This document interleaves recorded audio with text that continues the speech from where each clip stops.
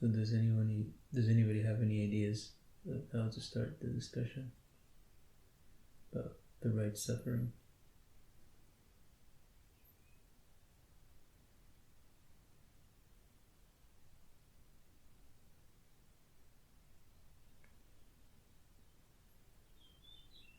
The wrong suffering is craving to get rid of suffering by acting out of greed, aversion, distraction. Right. But let's approach it through a different angle. Is it the case that you start the practice so as to get rid of suffering as quickly as possible? Is that the motivation behind starting the practice? Yeah. Because that would be quite often the case. Taking on the practice so that I can get rid of suffering today if I can. But is there anything wrong with that? Yeah, that's the question. Mm-hmm.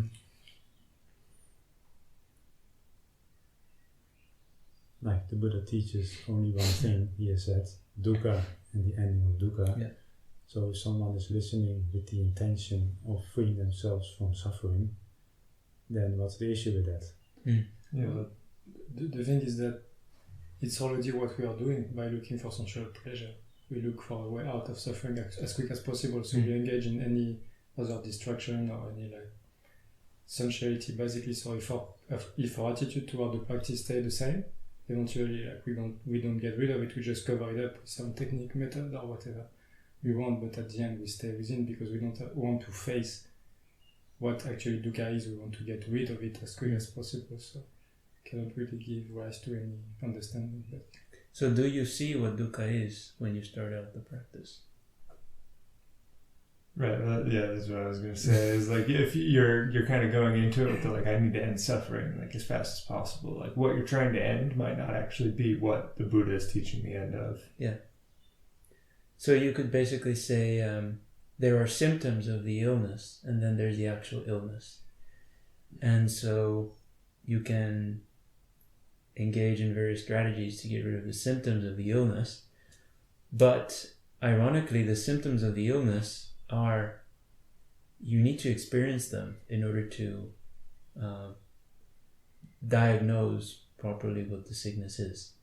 If you try to get rid of the symptoms as quickly as possible, you won't be able to actually understand suffering. So you could even say the practice doesn't start with trying to get rid of suffering as quickly as possible. It starts with learning how to put it in a certain way, how to suffer properly. But that doesn't mean seeking out the suffering in the sense of self-mortification, neither bodily self-mortification nor mental self-mortification. It's just that you're not creating that suffering. It's more like that suffering is already there. It's just that we are so trained in avoiding it, circumventing it through various ways that we live as if it's not there. So learning how to suffer doesn't mean making yourself suffer. It just means recognizing the suffering that is already there when you stop chasing, as you said, sensuality, acting out of unwholesome states, and so on. So when you stop that, the first symptom that's going to reveal itself is that the tendency where you've been inclining the mind in that direction and now it wants to keep going there, and so that discrepancy is going to be felt. So that's why, practically speaking, taking on the practice on the right level means, at least initially, some degree of suffering, and then basically you don't you can be sure that if you started your practice and then at no point in time you had to experience any kind of at least mental uneasiness, there's a very high, at least today, from the starting point that most of us come from, you would be doing it wrong. Yeah, there's a very high chance that your practice is just going with the grain of the same, as you said just now, tendencies of sensuality, but just in a more subtle level. So that's why the Buddha said there are 4 types of practice, painful practice with quick results, painful practice with slow results, pleasant practice with quick results, and pleasant practice with slow results. And then it depends, the pleasantness of the practice depends on what is the intensity of the desire, aversion, and delusion that you start with. That's how the suttas define it. So most of us, virtually all of us today, start with intense quantities of lust, aversion, and delusion. That's why people hear about renunciation, and even in idea, like in abstraction, not even in having to get themselves to actually do it, but just thinking about it is already unbearable for most people. So that's a testament to how much pollution we start with, and accordingly, then it's just the sickness is more serious, is more grave. So as a result of that, the symptoms that you have to put up with while solving that sickness are most likely going to be more unpleasant than not. So it's like a cancer patient. If he's basically trying to find the quickest way to not feel displeasure on account of the cancer, there are various kinds of mental gymnastics that you can achieve that goal with. Like, you can basically forget about it in various ways. You can distract yourself. You can practice, psychoagitation, rationalization techniques to not acknowledge the fact that you have cancer, and that is factually going to result in not suffering right now. But are you actually fixing the illness? That's the thing. And then going through the chemotherapy, to put it that way, has unpleasant effects. But if you go through it, like, it's just going to be none of the suffering that you're going to go through as a result of that chemotherapy can be compared with the suffering of dying on account of, prioritizing your present, mental comfort, present mental comfort in favor of, your actual health. Yeah, so a certain longer term perspective is necessary. Yeah. In a certain sense, I'm inclined to say that it is better to even emphasize the future, what is going to happen, than the present. There can be something quite inauthentic in saying, I just have to be present here and now. All there is this present moment. That is what my meditation is about, because that can be an easy avenue to deny that this body is basically going downhill, even if right now you are still healthy. So the Buddha himself reflected, while young, I'm subject to old age. When healthy, I'm subject to sickness. While alive, I'm subject to death. How else can you be subjected to death? Yeah. So that is what is waiting. But there is a way out of that, but not by ignoring that future direction. Yeah. So that's, you brought it up, like the perfect example of these ways to get rid of the suffering as quickly as possible is this, like, virtually most practices today, the direction that they revolve around is this present moment observation.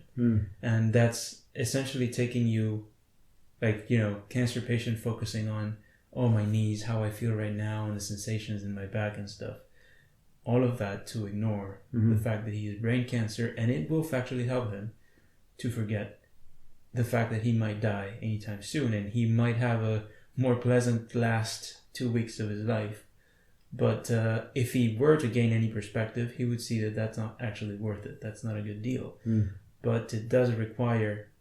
the thing is, like, obviously the analogy sounds quite dumb, like nobody would actually do that. But the thing is, when it comes to the suffering of craving, you don't recognize yourself being sick in the first place. That's why the analogy doesn't apply fully.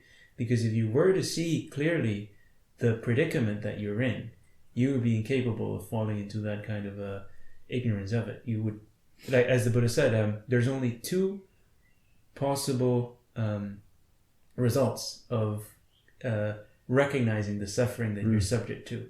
One of them is basically falling into vexation, like lamentation and madness, you could say, or noble search. That's right. Which is, I need to solve this problem. There is no other thing that can come in the way of that. Yeah, there's nothing more important than that. Yeah. So whatever other problems you thought you have up until that time suddenly are no longer your problem, but that is because you now have inherited one bigger problem, namely your existence in the world.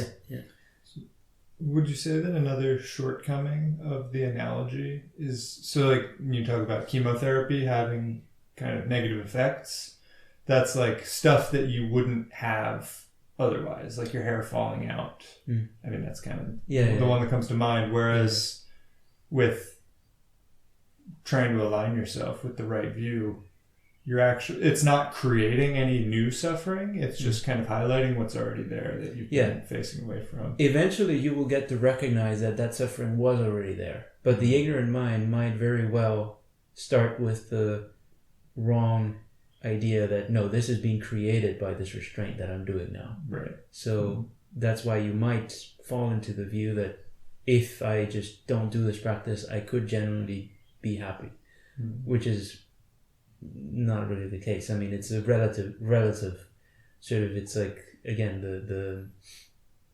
the happiness of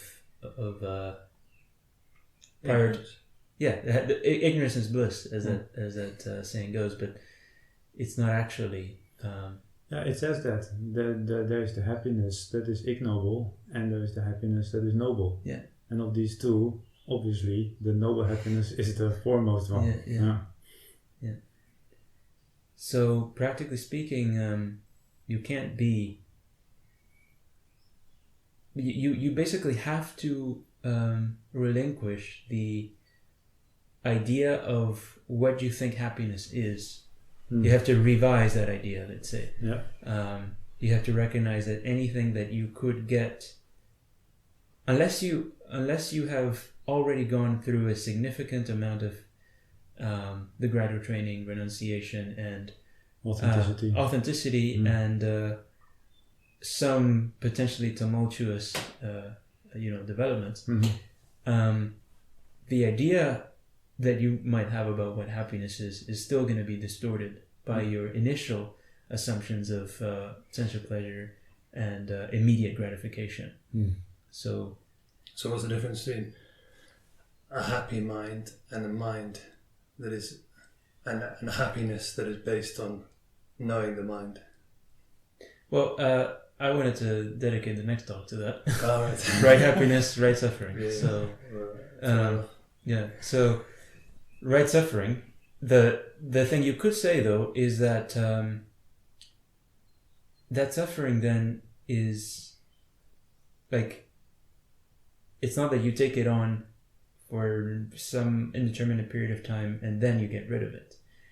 Even later, it's you actually free yourself from it by understanding it.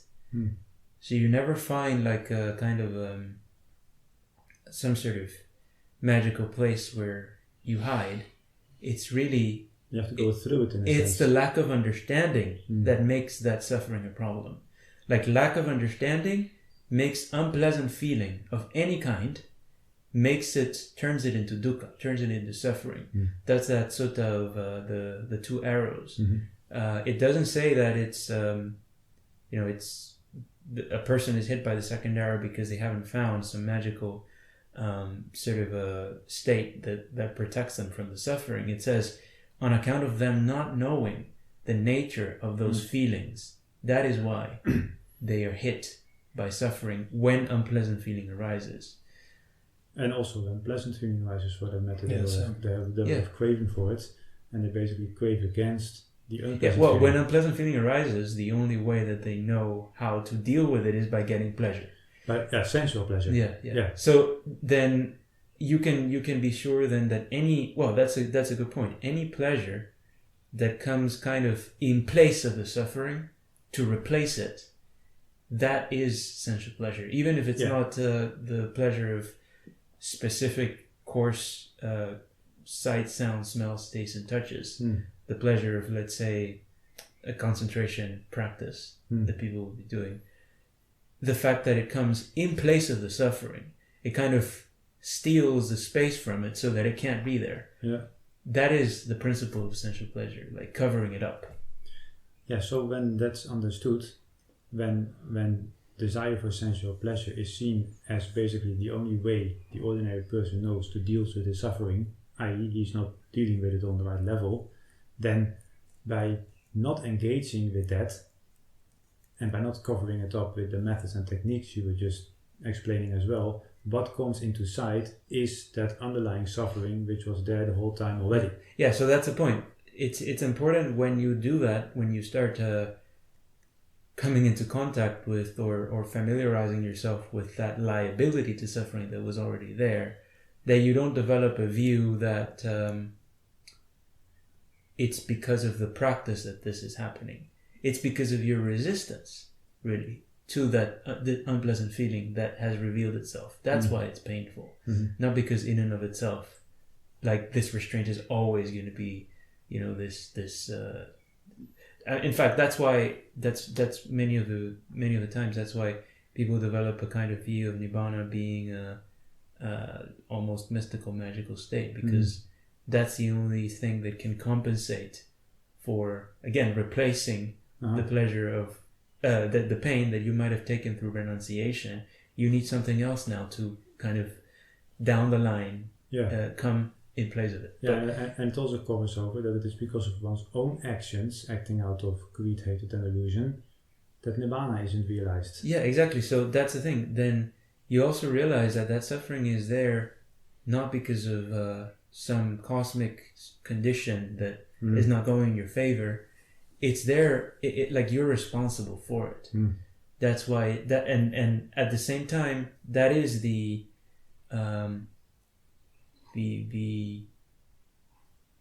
positive, let's say, aspect of it, is that it might seem very bleak, like, suffering, but the good news is you are entirely responsible for it. In the beginning, you don't understand why it's happening. It feels like it's coming by itself.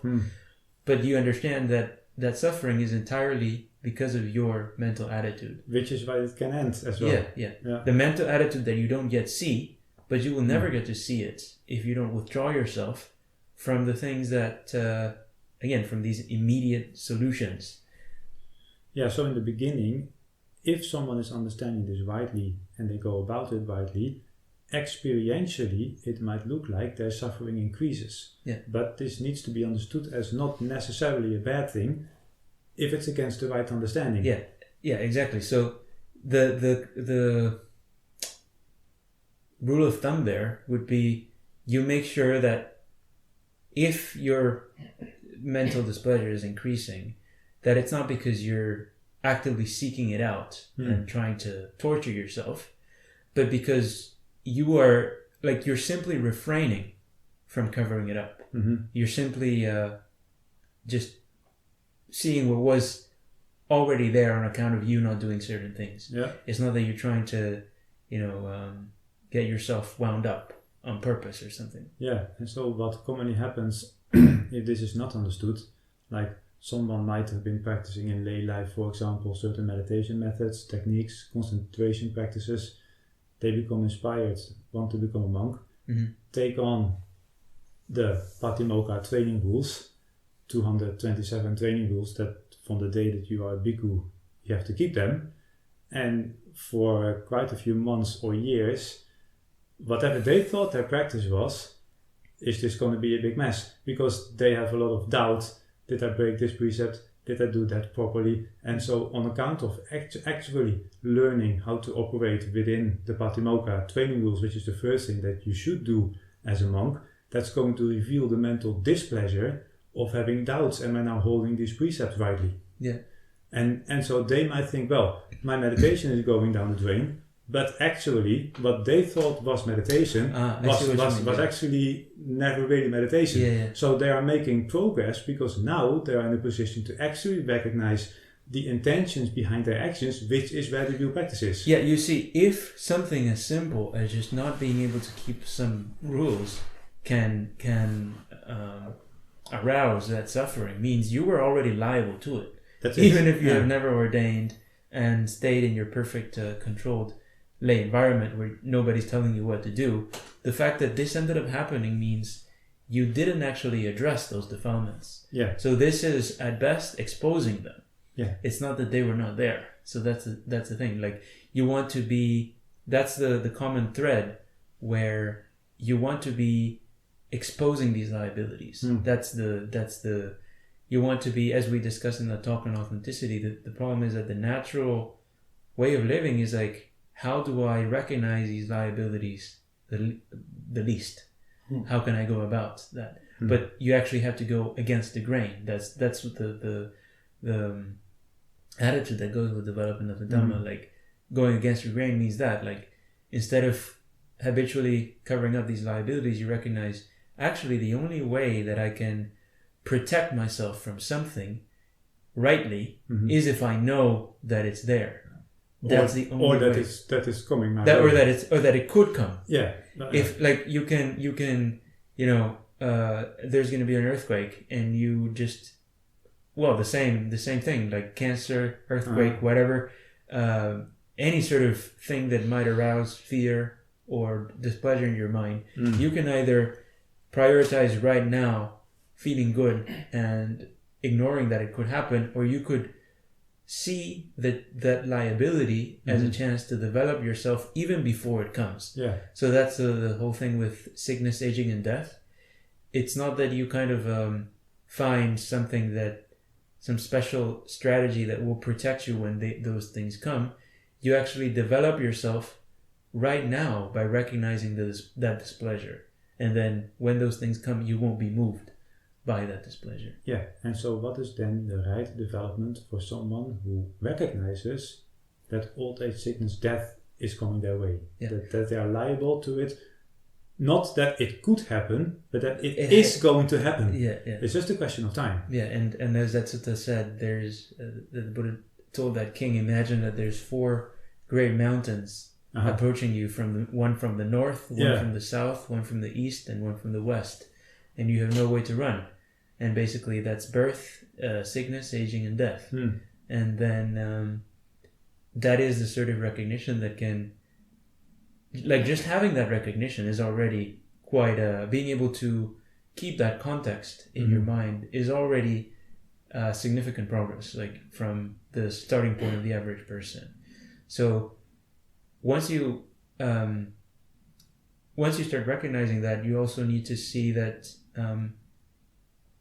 unless you have developed virtue, sense restraint, and all these prerequisites beforehand, going too far into it, reflecting on it, pondering on it too much might probably result in, quite unpleasant consequences, because you are not, like, when you haven't had at least some taste of the ease of giving things up, of actual renunciation, you don't know anything else. And so it's like this thing is crushing you, and the only satisfaction that you know is outside of those mountains that are crushing you. So then, so practically speaking, you won't be able to keep your sanity and contemplate sickness, aging, and death fully, properly, and accurately unless you have developed that criteria of virtue. Either you will not be seeing it properly at all, and it will just be an abstract philosophical idea that doesn't change your life at all. Or you might be doing it properly, but then it will have some edgy results. Exactly, because if somebody is going to think, you see, if somebody is going to realize, having been born, I am at once old enough to die, so it's not birth and then death and then my life sort of in the middle. No, being here means right now I am liable to old age, sickness, death. That's the immediacy of birth, old age, sickness, death. Then what is the point of building up anything and making myself more dependent on acquisitions, on things in the world, if at any moment beyond my control that can be taken away from me. Yeah. Right? So rather than learning how to be with the breath for 30 seconds rather than 20, or for a few minutes rather than one, people would be coming closer to what the Buddha was teaching by asking themselves, what am I practically doing in my life, and am I building up attachments and acquisitions, which means that when they are going to be taken away from me, it's going to be more painful, and I know right now, if I'm honest and quiet and on my own, that anxiety in the back of my mind, like, oh, stuff had better not start happening now, because I'm still fully dependent on those things.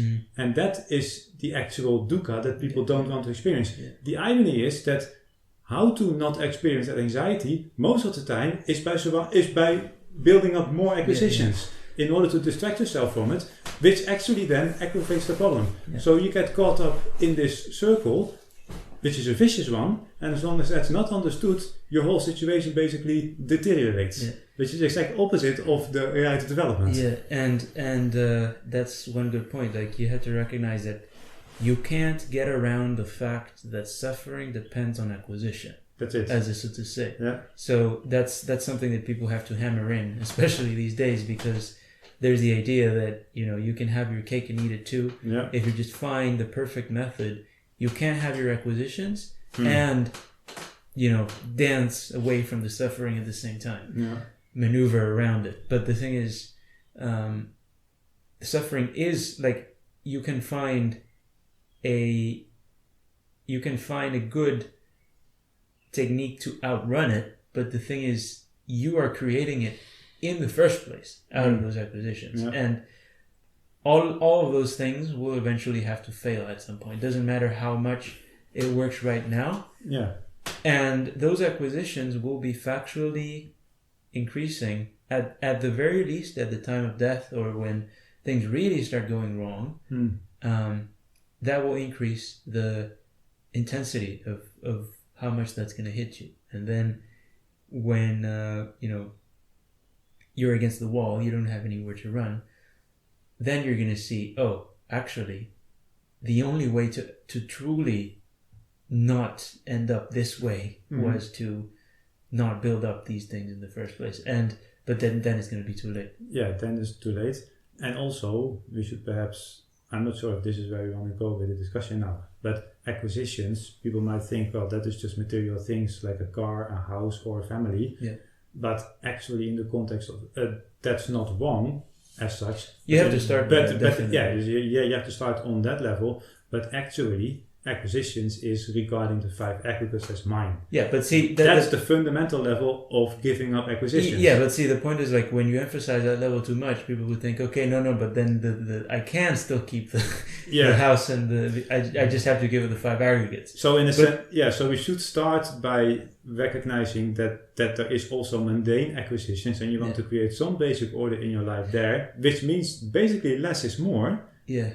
I mean, it's a popular phrase, but it's not wrong in this context. Yeah. And from there, you create the space and the mental energy as well to find the actual, let's say, fundamental level where the reflection of Dhamma takes place. Yeah, the thing is, like, without giving up those things in and of themselves doesn't mean you have understood acquisition. That's it, yeah. But there's no way that you will understand what acquisition is without giving up those things. Yeah. You have to, like, dig through it's like soil kind of on top of, like, if you talk about the five aggregates being the base, like, you still have to kind of dig down to it by, you know, giving up the kind of more mundane things. Yeah. So the five aggregates, whatever you might think the five aggregates are, while you're still engaging with the secondary results of the five aggregates, which is sense objects, you like, it's well, I mean, people see the five aggregates as sense objects. That's like the most perverse, egregious thing that. Yeah. But it does happen that way because it didn't cultivate that prerequisite of actually, like, your understanding of the five aggregates. Even if you have no theoretical information about the Dhamma and these mystical insights of, you know, things constantly changing or something, your understanding of the five aggregates is more accurate if you're restrained than if you're not. and like then if you're not restrained and then watching all these mystical revelations in your meditation, actually, and those mystical revelations have already nothing to do with it anyway. Just to be clear. Yeah, of course, but it can be quite distracting because it's the novelty of it and all that, but all you have to fundamentally ask yourself is, am I sure that when sickness, aging, and death come, that this is actually freeing me from that, or is it just providing me some form of entertainment that's taking me away from that? So that or is it just giving me a way to pretend that sickness, aging, and death don't exist because it's just these particles constantly changing or something, and therefore I don't suffer, which is going back to that discussion we had about not denying the significance of things.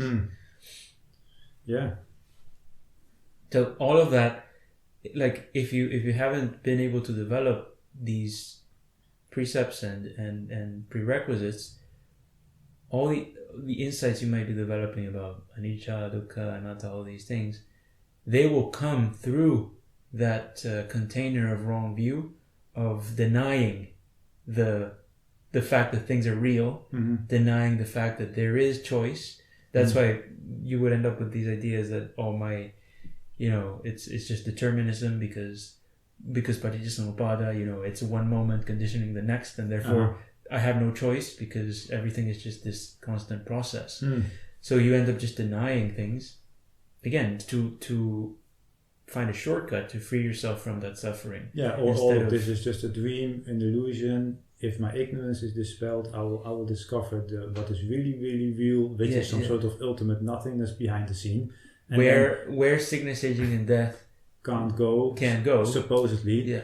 But if that's somebody's background view, which is actually what mysticism is, this distinction between appearance, then inadvertently somebody will be cultivating ill will, because things are there, but if you assume that they shouldn't be there because you think they're only there on account of ignorance, and when the ignorance is dispelled you will see what things really are, namely nothing, then you sit there and you realize, well, things are still there, I must be doing it wrong, and you just keep working yourself up, factually cultivating ill will, rather than actually recognizing that things being there was never the problem. And I mean, the thing is, it might genuinely work, like it might get to advanced stages or whatever, but the thing is, all of it remains within the container of did you actually address sickness, aging, and death, or did you just kind of took a detour to somewhere else? So then fundamentally it did not work. Exactly.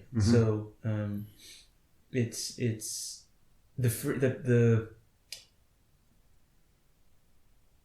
fundamentally the resistance to suffering is a problem. It's not that you don't see the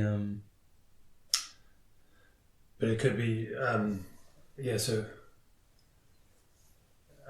you could say the resistance isn't the problem. That's the whole point. The resistance of resistance is the problem.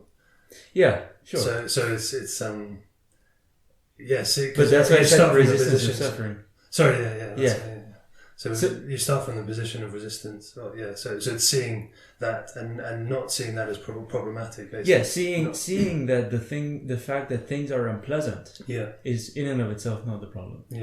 So that's why the Buddha had unpleasant experiences. And he didn't have a trace of aversion towards them. So that's the distinction. Like, you recognize, wait, yes, I'm suffering a kind of unpleasant feeling, but that's not the fault of the unpleasant feeling. It's the fault of my lack of understanding in regard to it. And you just keep that perspective, and then at least you won't be able to go too far into thinking that unpleasant feeling is a problem in and of itself. So, and it doesn't matter where it comes from. It doesn't matter if it's bodily pain of enduring heat, cold, elements and stuff, or if it's mental displeasure of the confinement that results from restraining your bodily behavior, your verbal behavior, and your mental behavior. all the displeasure that comes from that, none of it in and of itself is a problem. That's why the second noble truth is craving is the root of suffering, not suffering is the root of suffering. Mm-hmm. So it doesn't matter what feeling it is. That's why it says any feeling, whether it's past, present, or future, high or low, inferior, superior, it doesn't matter where it came from. All of it has to be understood in the same way. And that's how, as you said before, you go through it. You don't get rid of it, you don't explain it, you don't hide from it. You just abandon your wrong attitude in regard to it. Yeah. And while the thing remains the same, you free yourself from it. And then you don't need to manage anything. And then the most intense displeasure like a mountain. It's not that the mountain of sickness, aging, and death changed and you turn it into something else, and that's why it doesn't suffer. You don't suffer. No, it's still the same mountain, but it doesn't affect you anymore. That's a big difference. Yeah.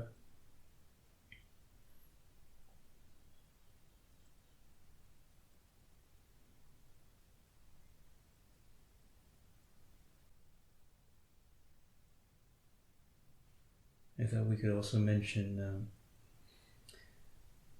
what is it that reveals that suffering that you need to learn to not try to get rid of immediately. It's not that having not changed your way of existing in the world, you just start thinking about your liability to suffering, because that's not going to be accurate.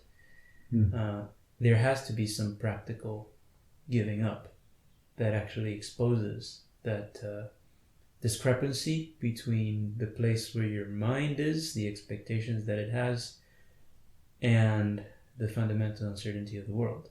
So there has to be some factual renunciation for you to start to see that suffering, not just like I keep living the same way and I just reflect on these truths, because any philosopher can do that, really. It's not what makes it actually a practice that's developing your mind is when you practically live according to the recognition that, at least taking it on faith, that certain things that you do are making the suffering worse. So restraining yourself, first in regard to the body, in regard to the speech, in regard to your mind,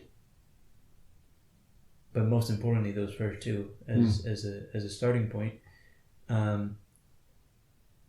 Naturally the suffering you don't even need to look for it. Like, even if you're not reflecting on it, if you have been living like 99% of people today, that suffering will start to reveal itself. The suffering, again, that you're not looking for, it's going to be visible and evident just on account of you not doing something. And actually that's already a red flag. Like telling you, revealing to you that there's a problem here. If I need to keep doing these things, which fundamentally I might not be able to do if my environment changes, if my access to these things changes, that's already a red flag that there's a dependence there.